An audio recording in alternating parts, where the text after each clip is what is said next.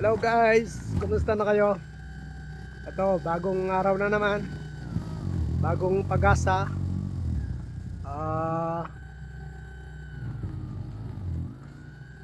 Bagong paglilinis sa slow.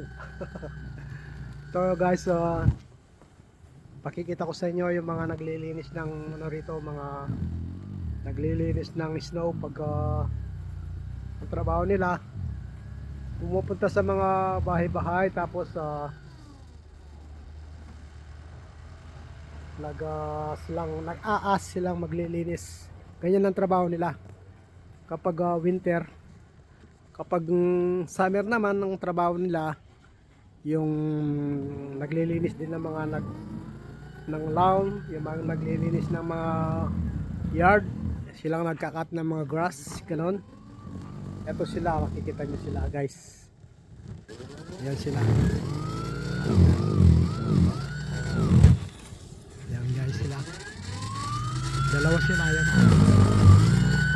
Ito si Lucas. Ito naman si Big Boy. Medyo alas matapos na nila itong paglilinis na ng snow dito sa harapan. Kasi ang kapal ba guys, tingnan nyo. Tingnan nyo, ang dami na stock ng mga sasakyan. Buti na yung iba nakawala na. Yun, yung naka-stock makaparada na yun, naka-stock pa rin yun. Hindi maalis na stock sa snow. Yan. Ganyan ang buhay dito sa Alaska guys. Kapag snow, magkabisyo talaga.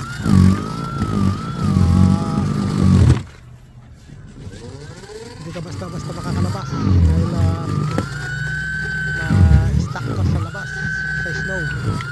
Mahirap pag na-stuck ka. Kasi kung nasa bayan o sa mga maraming bahay, at least kung paano pwede kang humingi ng tulong. Ayan, ang dami doon, no?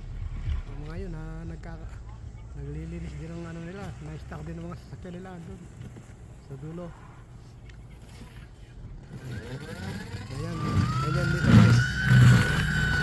Ang sakripisyo ko dito pag snow.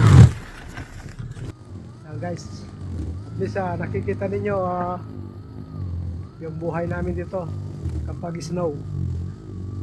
Ito, pero okay lang. I-enjoy mo rin yung yung snow para hindi ka ma-stress guys. Sasakyan ko ngayon nasa daan habang naglilinis sila.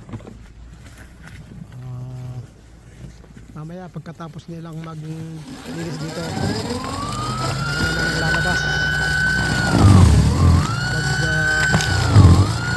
mag-uber. Wala nang extra money kapag ganyan na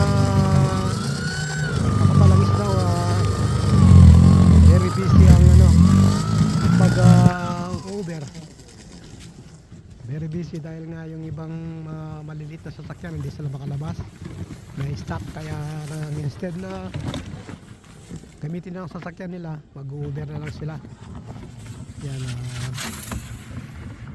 mamaya pagkatapos dito, exciting yung pag-Uber dito guys. Pag snow na ganyan, talagang kung minsan naikot yung sasakyan mo dahil madulas ang kandahan. Okay guys, salamat. Ingat kayo lagi. Bye.